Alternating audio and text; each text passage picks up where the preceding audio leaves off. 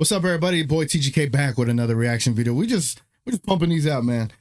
This video today is from Woo Hoops, the channel Woo Hoops, and the video is titled "How the Lakers Stole Luka Dončić," and it's basically in like this investigative format. Definitely want to look and check this out. So again, enough of the fluff, ladies and gentlemen. Let's get to the stuff. Again, it's your boy TGK. If y'all don't mind liking the video, if y'all don't mind subscribing to the channel, and if you want to become a member, by all means, I ain't gonna say no. But let's go ahead and let's get this video started. Again, the title of the video is "How the Lakers Stole Luka Dončić." The creator is named Woo Hoops. Let's go. On February 1st, 2025, the Lakers would march into Madison Square Garden and beat the Knicks without their star player, Anthony Davis. LeBron James would turn back the clock and deliver a memorable performance that ultimately no one will remember. Why?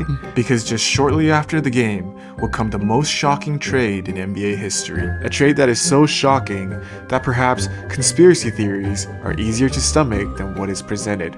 But when you conspiracy theories are easier to stomach than what actually happened. That's crazy. And I've been saying that plenty of times. I have not said it as efficient as he said it. That was a great way to say it. Great way to say it. This is awesome. Love the edits. Love how this looks like an investigative video.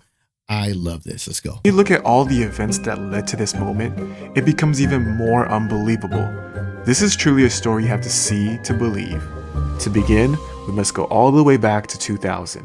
Damn. On January 4th, 2000, a young billionaire by the name of Mark Cuban will purchase the Dallas Mavericks to become their owner. Times have changed. The internet billionaire paid close to $280 million for the Mavericks, a record for an NBA franchise. Cuban would quickly differentiate himself from the rest of the league for his eccentricities, a kind of a modern-day Jerry Buss. It's a business that I'm willing to commit as much money as it takes, whatever energy, funding, to make this team successful. Bringing in cutting-edge innovation to the league, investing in his players like no other, and redefining the relationship between an owner and a team.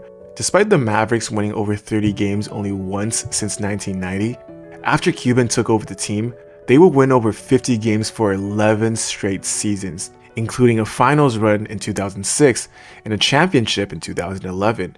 Now let's go back to the early 2000s. 2 years after Cuban bought the team, also in Dallas was a 30-year-old med school student named Nico Harrison who would apply for a job at Nike. His job would be to represent different players signed to the company. In the summer of 2003, as Nike would send their top executives to recruit a high schooler, LeBron James, Nico Harrison, the junior executive, was therefore tasked with recruiting one sneaker free agent, Kobe Bryant. Nico Harrison was a young executive at Nike. He was not the guy who was negotiating the deals, but his job was to win Kobe Bryant over on the front line, on the ground. Harrison would be successful in the pursuit. Kobe Bryant's agent at the time, none other than Rob Pelinka. This video is already fantastic. I can't even stop. Like, I'm only stopping it just to say how great this video already is. Like, what y'all want me to say?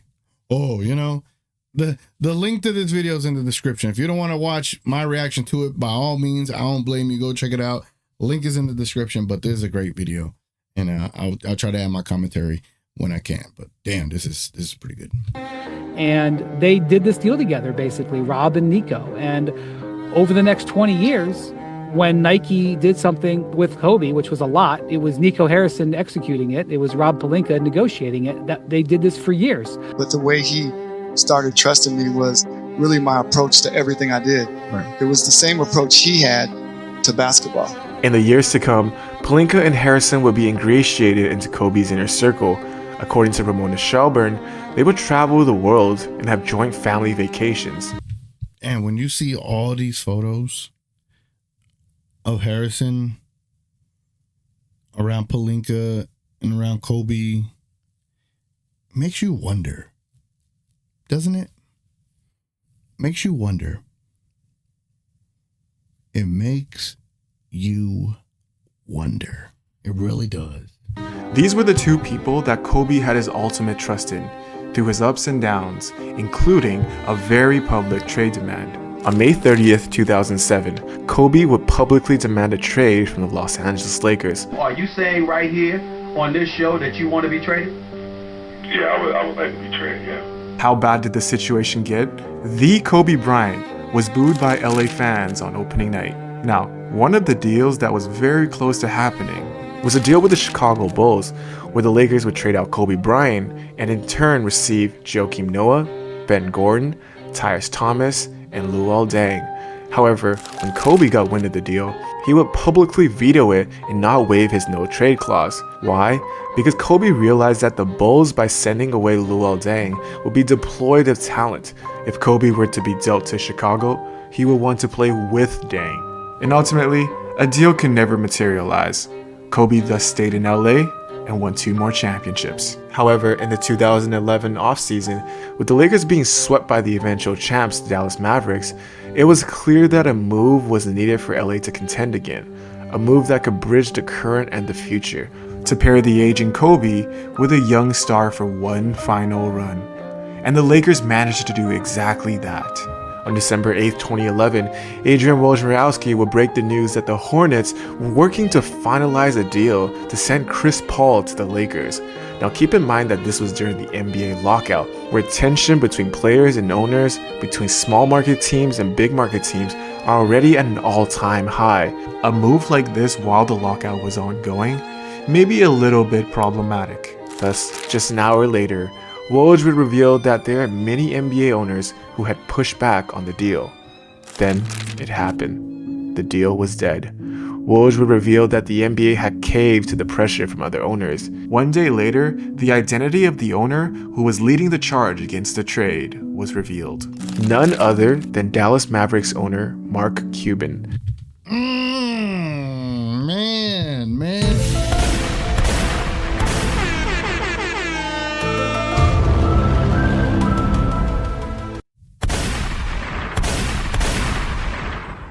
What a fucking video. What a video, man. This is good. Like, I have taken off my thinking cap off. I've taken off my I'm a nerd at the stuff. Like, I've just locked right into this video. I forgot I was shooting the video. Crazy. Let's keep it going. Saying, quote, "We went through this lockout for a reason. One of the reasons is to give small market teams the ability to keep their stars and the ability to compete." Now, let's talk about Chris Paul for a second, a Nike athlete. One of the main ways to identify if Nike is serious about a player is if they're given a camp. The Chris Paul basketball camp was a big one, a camp that made a lasting impression on future stars like Steph Curry. LeBron, like you said, I went to his camp. Chris Paul, Steve Nash. I got to spend a week with each at different camps this summer. Stephen Curry, by 2013, has made a name for himself, leading the underdog Warriors all the way to the Western Conference semis. And to make it better, that offseason, the rising Curry would become a sneaker free agent. His current shoe brand, Nike, is in prime position to keep him. Nico Harrison, just like years prior with Kobe, was tasked with re-signing Curry. But Curry was really just an afterthought, again as Nike was more focused on up-and-coming stars like Kyrie Irving and Anthony Davis, both who were given their own basketball camps.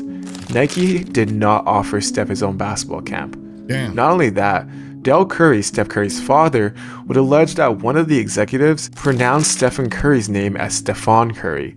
And it doesn't just end there. The PowerPoint slide would have Kevin Durant's name instead of Curry's.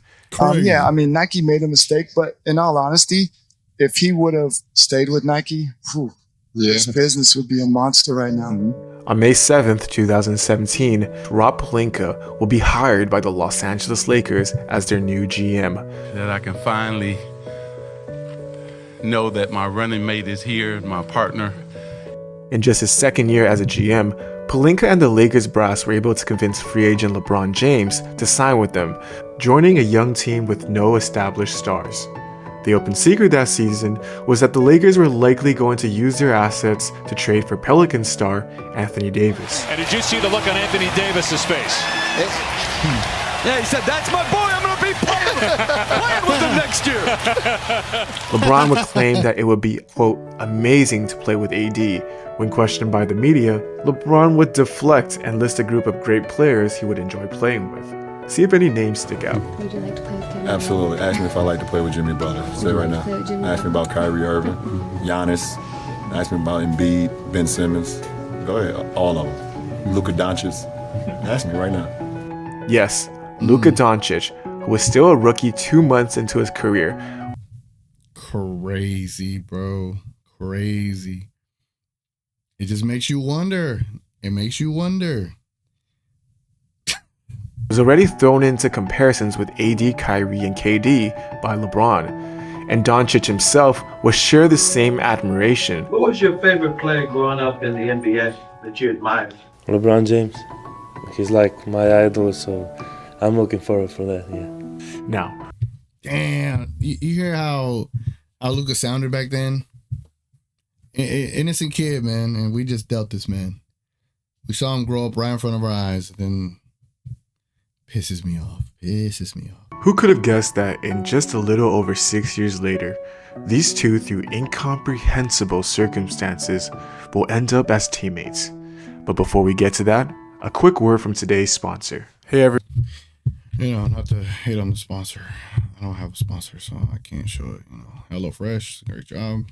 Appreciate it. Send me a sponsor, I'll show it too.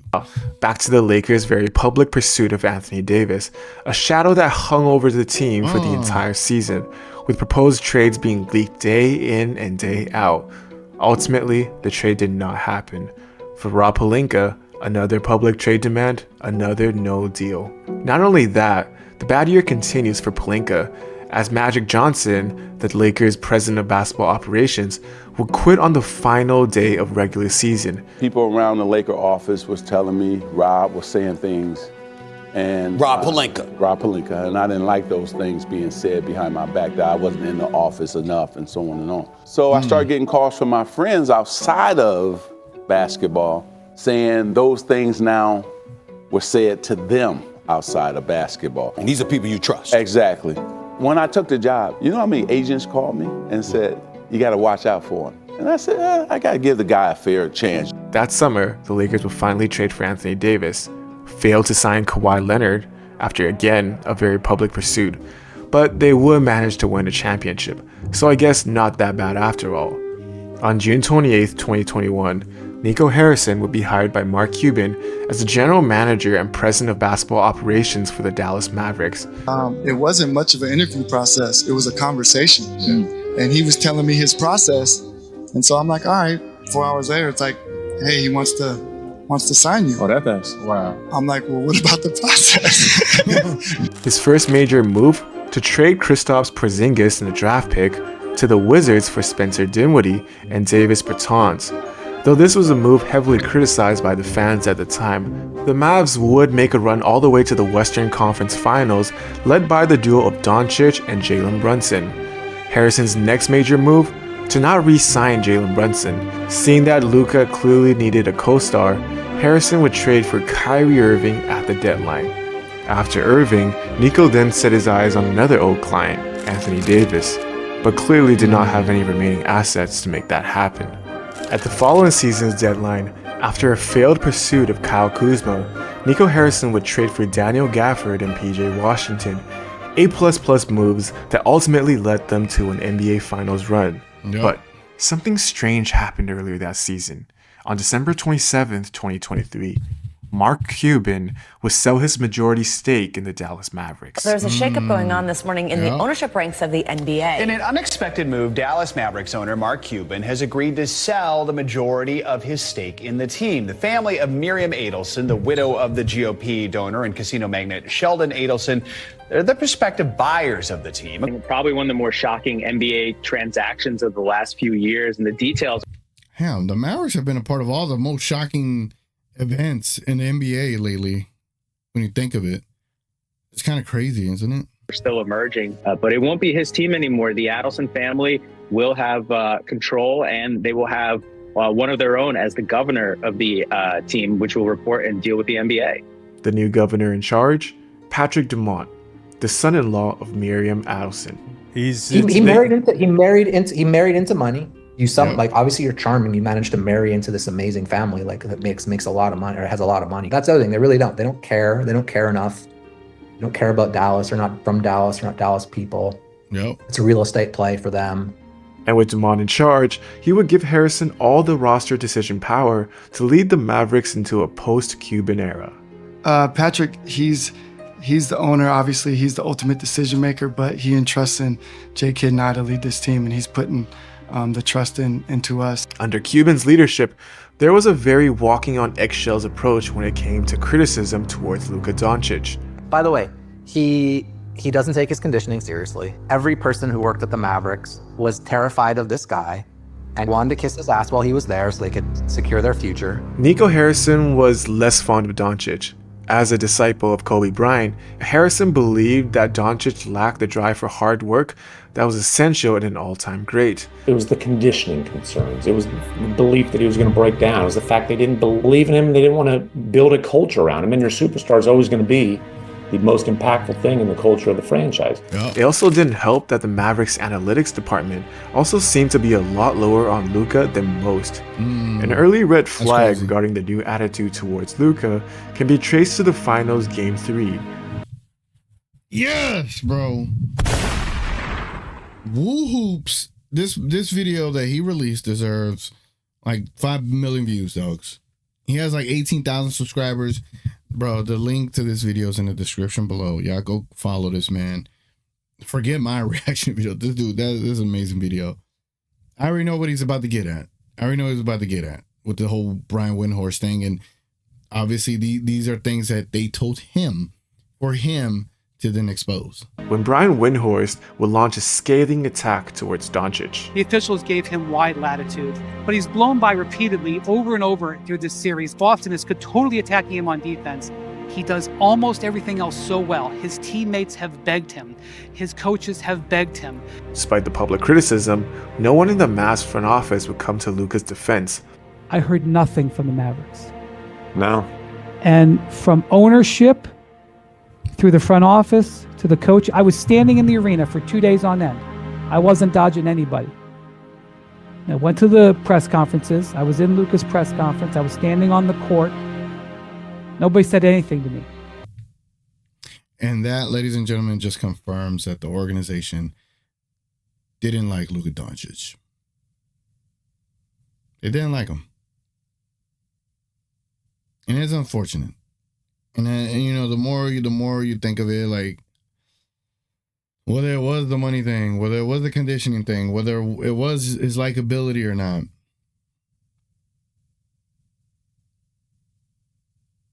I don't know. It's a tough place to be in, to like try to contextualize this entire thing. The thing that gets to me is that they didn't care about the fans, and they have yet to be able to explain properly the reasons for it. And now your opportunities to explain that don't matter no more. But this video is amazing. And with Luka's Supermax extension coming up, Nico Harrison will have some difficult decisions to make. But coming off the finals run, the Mavericks would double down on the Kyrie-Luka core, arming them with their best supporting cast to date.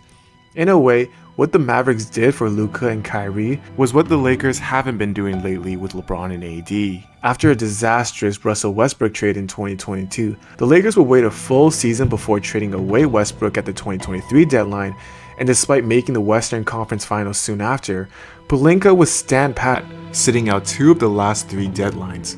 Pelinka's rationale? He would be using the picks to make a bigger splash in the offseason. So, what happened during the offseason? The Lakers would be only one of 3 teams to not make any moves, which brings us to the 2025 NBA season. Rob Pelinka's reputation at this point is in the gutters, developing the reputation of a GM who was very good at gaslighting ownership, as a report came out that he had successfully convinced Ginny Buss to put all of the blame of the Westbrook trade on Frank Vogel. The idea that Rob Pelinka would have convinced Ginny Buss, and has been able to convince Ginny Buss, that Russell Westbrook was either all LeBron's fault, or the fact that it didn't work was all Frank Vogel's fault. That man is a wizard when it comes to workplace politics. Yet, despite all the public criticism, Pelinka didn't cave. Yes, we would do a trade with both picks if that would lead to sustainable Lakers excellence. We would also use one pick to make a marginal upgrade if we felt like it was the right thing to do. But this season, with the Lakers exceeding preseason expectations, the pressure of going all in grew as the team neared the end of LeBron's tenure. I think the LeBron James era is going to last another 6 months to 18 months. And I think the Lakers should try their hardest to build the championship team those 2 years. On January 7th, 2025, the Lakers would be in Dallas as the 5th seed in the Western Conference, having just won 7 of 10 games after inserting Max Christie into the starting lineup. The Mavericks, on the other hand, was underperforming preseason expectations. Despite all the concerns with Luka's defense over the summer, he seemed to not have gotten better, but worse in that category, with multiple clips of defensive lapses going viral. But to call it underperforming is also underselling the team's potential, as their starting lineup with a healthy Luka was literally the top of the league in net rating, going 6-0 when utilized. Dončić was also noticing something very peculiar. Everyone who he seemed to care about within the organization was beginning to get fired. But back to January 7th. That morning, Rob Pelinka would be invited by Nico Harrison to sit down for a coffee in the lobby of the Hotel Crescent Court. During that meeting, Harrison would present Pelinka a question that would ultimately shake NBA history. Would you ever consider swapping Anthony Davis for Luka Dončić? That started out as a coffee that, was more, hey, would you ever? I don't know. And Rob kind of thought he was kidding at first, but then he wasn't kidding. Yes, we would trade for Luka. Thank you. Yeah. From Nico's perspective, this was a move to pair his two old Nike clients together, addressing the major defensive concerns of the Mavericks, all while getting off a superstar with questionable work ethics. Anthony Davis, not to mention, is coming off his healthiest year in the league, another Olympic gold medal, and was a top contender in the MVP race earlier this season. Without Mark Cuban, this would also be an easy decision to convince the new ownership group. But for Pelinka, this was an opportunity for an all-time heist, the perfect superstar to bridge the gap between the current and the future. This video is fucking amazing, dog. I don't know what to say, man. He's doing an amazing job, and I'm just here like, I'm just reacting to it. Nah, this is great, bro. This is great. It's painful because of the story, but it's great. It's great. I know he's about to tie this all together. It's going to close like that. Just watch. A redo of the Chris Paul trade. This was the moment Rob Pelinka had been waiting for. This was Pelinka's get-out-of-jail-free card. But surely it's too good to be true. There were 3 examples that Pelinka likely had in mind. The Kobe Bryant trade demand that ultimately went nowhere, the Chris Paul trade that was vetoed by the league, and his recent pursuit of AD and Kawhi Leonard. What did all of these failed trades have in common? They all went public before a deal had gone through, becoming a spectacle and ultimately leading to pressure to inaction. Pelinka knew that for this to work out, they had to keep it on the low, suggesting the same to Nico Harrison as the two began negotiating in the shadows. Pelinka, knowing that he would likely need the Lakers' remaining 2 first-round draft picks to acquire Dončić, began canvassing the league to see what other additions he could make with second-round picks. Chance to look at Rob Pelinka, who came in our green room and shared some of his thoughts that, look, if we are going to make a trade, we're not going to make a trade and give up a first-round draft pick. However, on January 22nd, 2025, the word that the Lakers were only shopping around second-round picks got back to LeBron and AD. When that got back to LeBron and AD, that's when you got that Shams report. LeBron and AD are, quote, concerned. On January 23rd, Anthony Davis would sit down with Shams Charania to specifically demand the Lakers to make a move before the deadline. I think we need another big. I feel like I've always been at my best when I've been the 4. Unbeknownst to AD was that Pelinka was actually hard at work, and after canvassing the league, Pelinka came to the conclusion that for the Lakers to truly become a contender with Dončić, he would need at least 1 first-round pick remaining, meaning he can't send out both first-round picks in a trade for Dončić. Hence, Rob had to do what Rob knew best, gaslight Nico Harrison into thinking that this was actually a risk for the Lakers. And Pelinka got him, ladies and gentlemen. Got him. Sources inside the Lakers was indicating that the deal was bigger that there were 2 firsts and there was Dalton Connect, and the deal got whittled down because I think Rob Pelinka was able to convince the Dallas Mavericks that Luka is a lot of risk. Yeah. And you guys are right for trying to look at this way, because this guy, is drinking or is whatever, his weight problem, whatever it is. But that's also not enough. Pelinka also had to convince Nico Harrison that keeping this negotiation a secret was Nico's own idea. How did Pelinka go about it? Well, this is speculation, but there is one similar situation that happened earlier in their careers where both Pelinka and Nico Harrison had lived through: the Kobe Bryant trade request, when Kobe was able to influence the team's decision once he got wind of the deal. Well, Nico, do you really want Luka now to get a wind of what we're doing here? One of the reasons why the Lakers were able to keep their second first-round pick is that the Lakers wanted to talk to Luka and say, hey, if we trade for you, will you sign here this summer? Right. And the Mavericks didn't want Luka to know. They wanted to get this deal done, and so they said, no, you can't. So Lakers said, well, we may, if we get here and Luka says, no, I got to have this player or this, we need something to trade for it. And the Mavericks were like, okay, keeping this quiet is worth maybe even giving up another Laker pick. Yeah. Because I think they were worried about what would happen if it got public. On February 1st, during the middle of the night, Luka Dončić, along with Markieff Morris and Maxi Kleber, will be traded for Anthony Davis, Max Christie, and a 2029 first-round pick.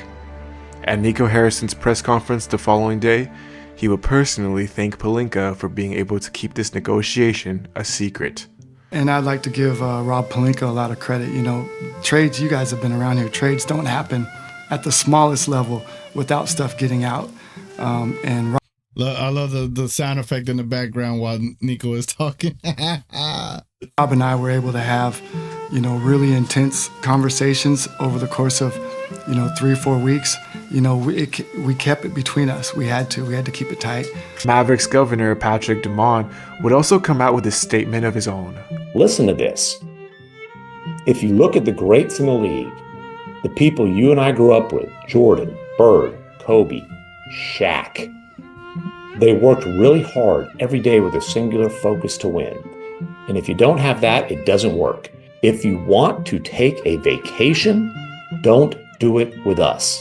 On the Lakers side, Rob Pelinka will use the leftover first-round pick to trade for Charlotte Hornets big man, Mark Williams. Pelinka's rationale when being asked for finally going all in, quote, "We have 2 top 5, top 10 players in the world, and we just saw this as an opportunity to give those 2 players all the resources they need to make a playoff run." In Anthony Davis's first game as a Dallas Maverick, a dominant debut will be cut short as he would suffer an injury, sidelining him for weeks to come. Hours later, it would be announced that due to a failed physical, the Lakers would rescind their trade for Mark Williams. The first-round pick that the Lakers fought so hard to save would have to be used at a later date. For what comes next, we're still living through it. But for as crazy of a moment as this was in the league, the seeds have been planted all along. Created by Danny Thank you Wu. guys so much for watching this video. My name is Danny Wu. If you enjoyed this video, please consider subscribing, and I'll keep doing my part in putting out more videos. I usually don't cover current day topics, but as my last video was dropped right before this trade happened, I knew it was only right to make a video on this. So I hope you guys enjoyed, and I'll see you next time. Y'all go check them out, man. What a video that was. An amazing video it is. You know how much editing goes into making those kind of videos? Like what I'm doing here is easy. This is easy. This is like a heist. This is like what the Lakers did to the Mavericks. It's just easy money. But the video that he just did, the editing, the graphics, the sound effects, being able to pace everything, like that was an amazing video. And that was a different take, though, a very interesting take, giving you a different aspect, a different perspective of everything that led to this deal. And, from the Lakers side, that was, and Nico's side and all that, it was just a very interesting take. And yeah, man, the story is going to continue. It's not over. This ain't the end of it. It's only the beginning. Anyway, Appreciate y'all stopping by. Like, subscribe. That's free. If you want to become a member, that's something else. But I appreciate y'all being here. It's been your boy TGK. I'm going to catch y'all on the next one. We out.